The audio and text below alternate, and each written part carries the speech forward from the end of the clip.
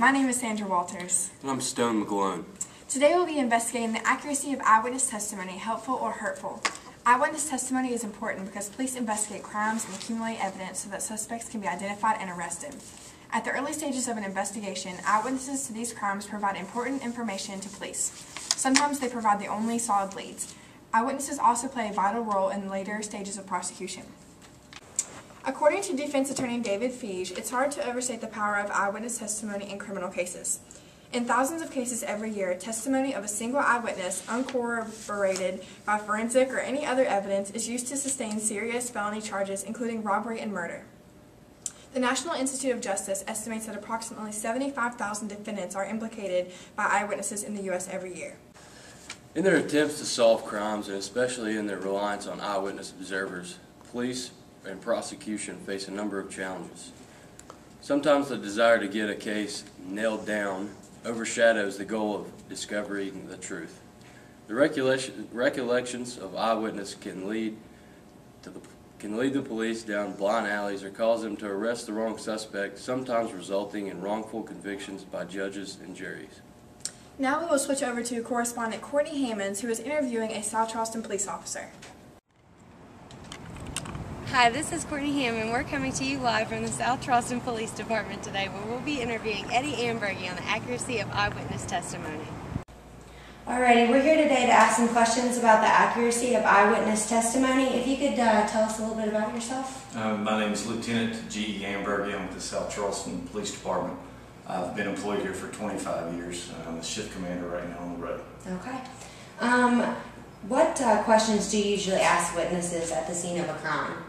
Depending on the crime, everything from just a total description of the hair color, clothing, color of the skin, things that stand out to people, sometimes the speech impediments, eyes might be, one staying shut, so, things that really stand out like that. Okay. Are there any certain types of people that don't get interviewed? Not by me. I interview everybody. Of course, if you have a very, very young child, we have a group now here in Connell County that actually do our interviewing for children. Okay. Children can be easily led into answering questions because a lot of times they want to please the adult or the police officer. So they're trained a little better than we are to ask them. And that's like in sexual crimes and stuff like that. Okay. So there's nobody that for any type of reason that you wouldn't question at all at any type of scene of a crime? Okay. I would question it. You might get information. The person may not be what you would call a credible person in the sense of their history or something, but they may give you information that you can go later and corroborate it together, and so you can make them a credible witness. Okay. So how do you, is there more than one way to record eyewitness testimonies? You can do just the old handwritten, which is what I basically prefer. Just a handwritten statement. You can do it nowadays on so many different phones and stuff, which you can see by my gray. I don't do that as much. We have all the normal recording stuff. Okay. In your opinion, how accurate is eyewitness testimony? Depending on the situation, I believe it's fairly accurate. Whenever you're in a really critical situation, things will speed up or slow down depending on what it may be. So sometimes the eyewitness may be able to say a certain hair color and it may not be exact, or but later on down the line when you're showing them pictures, I believe it's pretty credible. Okay. That's very important for you guys making a case. Yes. So that leads me to my next question. How influential is eyewitness testimony to apprehending a potential suspect? So you guys rely greatly on eyewitness testimony? Not 100% generally. Like in any case, sometimes that may be all we have. A lot of times, like the bombing stuff that just recently occurred, we'll pull videos from other locations to put a person there, or we may have 2 or 3 different individuals that are giving us the statement, not just one eyewitness. Okay. It's influential, but not 100%. Well, there you have it. Thank you very much, and I appreciate it. No problem. Alrighty. Hello, my name is Bob Frapples, and I am here with you today interviewing people on how accurate their eyewitness testimonies are. And this is a video we are showing people. Just say, yeah.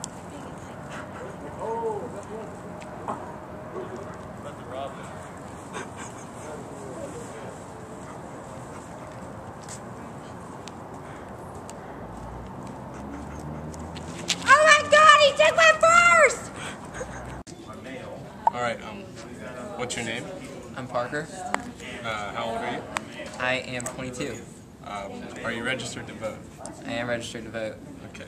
What did you see in the videotape? Well, first I saw you walk across, then I saw a person in orange hair walk across, and then a person's purse got stolen, and she was sad about that. Can you describe the culprit? I know he had orange hair. And he was kind of stout. How tall do you think he was? I would say he was about 5'9". Okay, what was he wearing? I'm not sure. Can you describe what was stolen? Purse. What color was the purse? I think it was black. Okay, thank you. Okay. That's a great microphone. Thank you. What is your name? Stacy. How old are you? No, it's your turn. It's my turn. Do it. Do it now. Are you registered to vote? No. What did you see in the videotape? A girl with a pocketbook and a guy that passed her, and then a guy that came back and stole her pocketbook, and she yelled, "He just stole my purse." Can you describe the culprit? He had on black shorts with green stripes. He had on a white t-shirt, tennis shoes, white socks, and he had red hair. Can you describe what was stolen? It looked like a pocketbook or maybe some kind of backpack. What color was it? I can't remember. I think it was black and yellow. How tall do you think the person was that stole the purse? 6 feet. Thank you. All right, what's your name? My name is Kaylee Kitchener. How old are you? I'm 22. Are you registered to vote? I am. Okay. What did you see in the videotape? Well, a girl was standing and looking at the river, and her purse was stolen. Okay. Can you describe the culprit? He had on a black shirt. Okay. Okay. How tall do you think he was? 5'8". Okay. Can you tell us any other physical features about him? He's white. Okay. And then, can you describe what was stolen? A black purse. Okay. Thank you. Thanks. Oh, okay. Well, what's your name? Moses. How old are you? 20. Okay. Are you registered to vote? No. Okay. What did you see on the videotape? The guy stole the lady's bag. Can you describe what he looked like? No. Can't remember. Can you tell how tall he was? Anything about him? Any physical features? He was tall. I think. Can you describe what was stolen? The lady's bag. You know what color it was? Red. Okay. Thank you. What's your name? Sad. How old are you? 21. Are you registered to vote? No. What did you see on the videotape? I saw a girl, and I saw you walk by, then I saw another random guy walk by and steal the purse, and he was gone, and that was it. Can you describe what he looked like? Yeah, he had a big curly afro, orange hair. Okay. Can you tell any other physical features? He looked much taller than her, so probably about 6'1". Anything he was wearing that you can describe? I want to say a white shirt. That's about it. Okay. Can you describe what was stolen?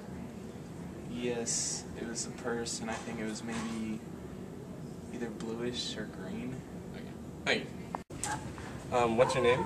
Melissa Jarvis. Okay. How old are you? I'm 43. Okay. Are you registered to vote? Yes, I am. Okay. What did you see on the video? I saw a lady who got her purse snatched. Okay. Can you describe the culprit who stole her purse? Well, he had red hair. I do know that. It was longish, kind of curly. He was wearing shorts. He was a little taller than she was, kind of a big guy. Could you describe the shirt or shorts he was wearing? I know this is probably maybe a yellow shirt and black shorts. Okay. And can you describe what was stolen? I believe it was a purse. Could you say what color the purse was? I believe it was black. Okay, thank you. And out of all the people we've videotaped today and asked them all these questions, the majority of the people have gotten at least one or two things or multiple things wrong in the video. And back with you in the studio. Thank you, Bob. It is now apparent that eyewitness errors create problems for the justice system and the suspect identified. The results of civil lawsuits are also often affected by the reports of eyewitnesses, and law enforcement officials know that eyewitnesses' descriptions of unusual events cannot always be trusted. Studying accuracy of eyewitness testimony can be concluded to be important because eyewitnesses' testimony has a great result on the conviction of defendants to be guilty.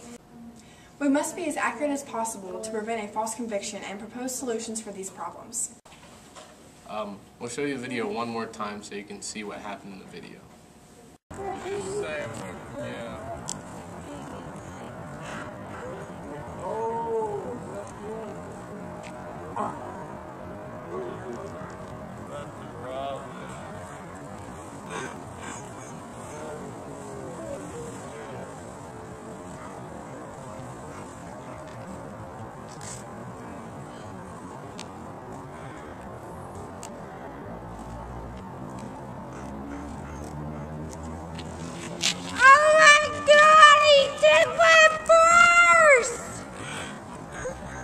In the video, you can clearly see that the person who stole her purse was 6 foot tall, had curly red hair, was wearing a white t-shirt, had green shorts on, and the girl whose purse was stolen had a yellow t-shirt with black sweatpants, and the purse was purple. Most crimes, when they happen, are actually in very short duration, and there are a lot of things that can affect your eyewitness testimony. For one is human memory. Human memory is broken down into 3 systems: sensory memory, short-term memory, and long-term memory. And throughout, when the memory moves through all of these systems, you lose certain parts and details of the memory. And then attention is what objects are in a stimulus field that are noticed. And attention is selective and it is limited, and you can only pay attention to 10 to 20% of what is in a stimulus field. Our possible solution to this problem is to implement more juror instruction that emphasizes the accuracy of an eyewitness testimony. This is Stone McGlone signing off. Stay classy, UC.